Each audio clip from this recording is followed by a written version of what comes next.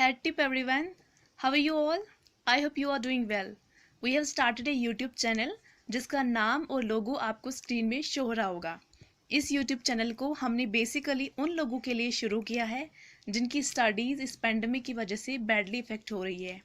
और मुझे उम्मीद है कि आप सभी लोग इस कंटेंट को एंजॉय करेंगे, इसको लाइक करेंगे और आगे अपने फ्रेंड्स, ग्रुप्स एंड रिलेटिव्स में इसको शेयर करेंगे ताकि वो सब लोग भी इस कंटेंट का बेनिफिट ले सके। खासकर वो लोग जो अभी तक इस चीज़ से अनअवेयर है कि अपनी स्टडीज़ को वो ऑनलाइन मोड से भी कंटिन्यू करके अपनी लर्निंग को, अपनी नॉलेज को बूस्ट कर सकते हैं। तो हम अपनी इस जर्नी को one of the important topic science से स्टार्ट करेंगे।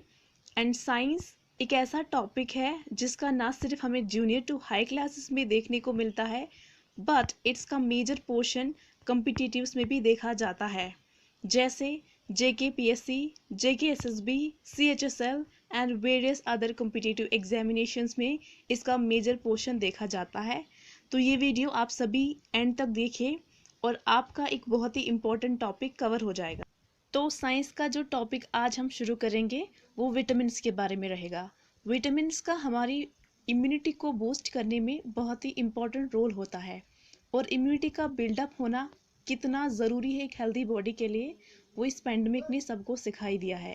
क्योंकि इम्यूनिटी पावर ही ये डिसाइड कर पाती है कि कोई भी इंसान में कितने चांसेस है इन्फेक्शन के कंटेक्ट में आने के, या फिर उसको फाइट करने की उसमें कितनी पावर है। क्योंकि अगर एक इम्यूनिटी पावर एक इंसान की स्ट्रॉन्ग है तो कोई भी इन्फेक्शन या फिर कोई भी डिजीज़ उसे अफेक्ट ईजिली नहीं कर पाएगी, क्योंकि उसकी जो एंटीजन से फाइट करने की एंटीबॉडी पावर होगी वो ज़्यादा होगी। और अगर कोई इंसान ऐसा है जिसकी इम्यूनिटी पावर लो है तो उसमें लो एंटीबॉडी पावर होने के कारण उसमें रिस्क ऑफ इन्फेक्शन बढ़ जाते हैं, क्योंकि उसकी बॉडी उस एंटीजन को फाइट नहीं कर पाती है। तो चलिए, हमारा जो आज का साइंस का टॉपिक विटामिन्स के बारे में है, हम उसे स्टार्ट करते हैं। विटामिन्स में हम उनकी विटामिन्स की डेफिनेशन के बारे में पढ़ेंगे, who coined the term and in its century, then classification, sources of vitamins, moving to functions, and finally we will cover the deficiency disorders of several vitamins. And now the question is, what are vitamins? Vitamins organic compounds होते हैं जो हमारी body को बहुत ही कम मात्रा में चाहिए होते हैं, लेकिन हमारे normal metabolism and normal health के लिए बहुत ही ज़्यादा इम्पॉर्टेंट होते हैं। बात करें इसको सबसे पहले किसने कॉइन किया था, विटामिन्स को कैसिमिर हक ने 1912 में डिस्कवर किया था। उस वक्त उन्होंने इसको यूज़ किया था एज ए टर्म विटामाइन, ये सजेस्ट करने के लिए इसमें अमाइंस का कंपाउंड होता है। लेकिन लेटर ऑन ये देखा गया कि अमाइंस का ऐसा कोई भी कंपाउंड विटामिन्स में प्रेजेंट नहीं होता है, जिसकी वजह से इसका ई हटा दिया गया और हमारे पास जो सिंपली टर्म रही that is vitamin. Now moving on to classification of vitamins. Vitamins दो ग्रुप्स में क्लासीफाई है, fat soluble vitamins and the water soluble vitamins. आज की इस वीडियो में हम फैट सॉल्युबल विटामिन्स को ही कवर करेंगे एंड अपनी नेक्स्ट पार्ट सेकेंड वीडियो में हम वाटर सॉल्युबल विटामिन्स के बारे में पढ़ेंगे। Fat soluble vitamins are of four types, which is vitamin A, D, E and vitamin K. Vitamin A पहला फैट soluble विटामिन है जिसका केमिकल नेम रेटिनॉल है एंड इसको 1913 में डिस्कवर किया गया था। इसकी जो डेली रिक्वायरमेंट है एक एवरेज ह्यूमन बॉडी के लिए है that is 600 to 700 mg। And कुछ इंपॉर्टेंट सोर्सेस जहाँ से हमें विटामिन ए मिलता है वो है liver oil of shark, cod and sawfish. Talking about its functions, इसका बहुत ही इम्पॉर्टेंट फंक्शन होता है, ये एक लाइट सेंसिटिव पिगमेंट की जनरेशन जिसका नाम है रोडोप्सिन आई के रेटिना से करता है, जिसकी वजह से आई साइट इम्प्रूव होती है। और आँखों में जो इसके इनिशियल साइंस और सिम्टम्स देखे जाते हैं इसकी डेफिशिएंसी के, वो है dryness of eyes, redness, irritation. And the second important function of vitamin ए जो है एक स्किन की इलास्टिसिटी एंड उसके टेक्सचर को मेंटेन करने में मदद करता है, और अगर इसकी डेफिशिएंसी हो जाए तो उसकी वजह से स्किन के टेक्सचर में चेंज आ जाता है एंड सैगिंग लाइक प्रॉब्लम्स होती है। Now second fat soluble vitamin is vitamin D, जिसका केमिकल नेम कैल्सिफेरॉल है एंड इसको 1920 में डिस्कवर किया गया था, जिसको हम सनशाइन विटामिन के नाम से भी जानते हैं। हमारी स्किन में एक इम्पॉर्टेंट कंपाउंड होता है जिसका नाम है 7 डिहाइड्रोकोलेस्ट्रॉल, और जब ये कंपाउंड सनलाइट के एक्सपोजर में आता है तो ये विटामिन डी में कन्वर्ट हो जाता है। कुछ इम्पॉर्टेंट सोर्सेज जहाँ से हमें विटामिन डी मिलता है, सबसे जो इम्पोर्टेंट रिचेस्ट सोर्स है इसका वो सनलाइट ही है। और बाकी फूड्स जहाँ पे प्रेजेंट होता है that are eggs, butter, cheese and fish. Talking about its functions, vitamin D का सबसे इम्पोर्टेंट फंक्शन होता है इंटेस्टाइन से कैल्शियम एंड फॉस्फोरस की एब्जॉर्प्शन करता है, जो हमारी बोन्स को स्ट्रॉन्ग रखता है और उनकी ग्रोथ एंड रिपेयरिंग में मदद करता है।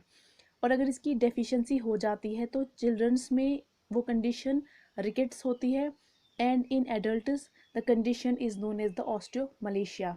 रिकेट्स एंड ऑस्टियोमलेशिया एक ऐसी कंडीशन है जहाँ पर बोन्स की एबनॉर्मल फॉर्मेशन होने की वजह से बोन्स सही पैटर्न से ग्रो नहीं कर पाती है। And the second most important function जो विटामिन डी का है, it helps in deposition of calcium and phosphorus in teeths.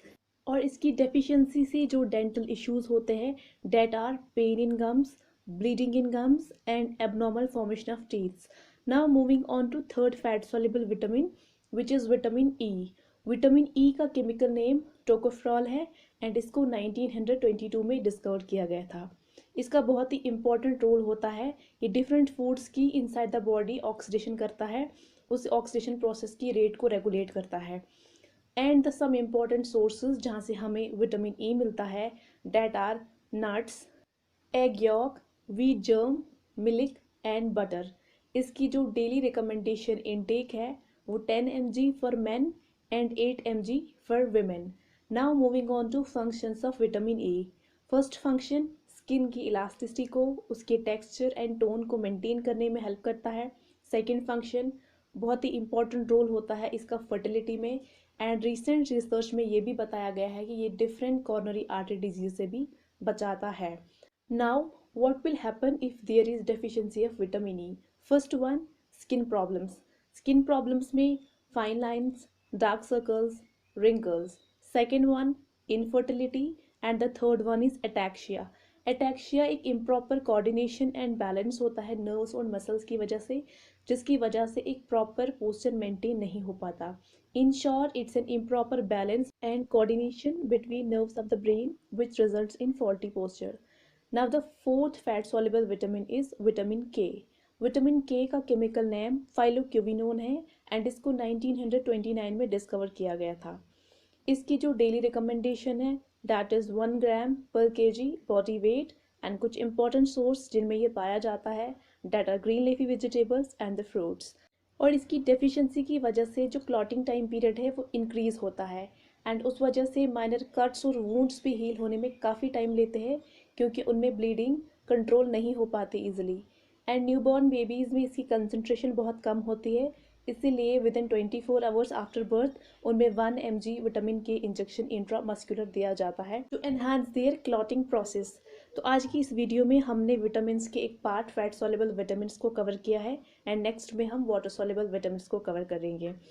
अगर आप हमारी इस चैनल पर नए हैं तो हमारी इस चैनल को लाइक, शेयर और सब्सक्राइब करिए। Thank you for watching. I will meet you soon in next video. Till then, take care and have a good day.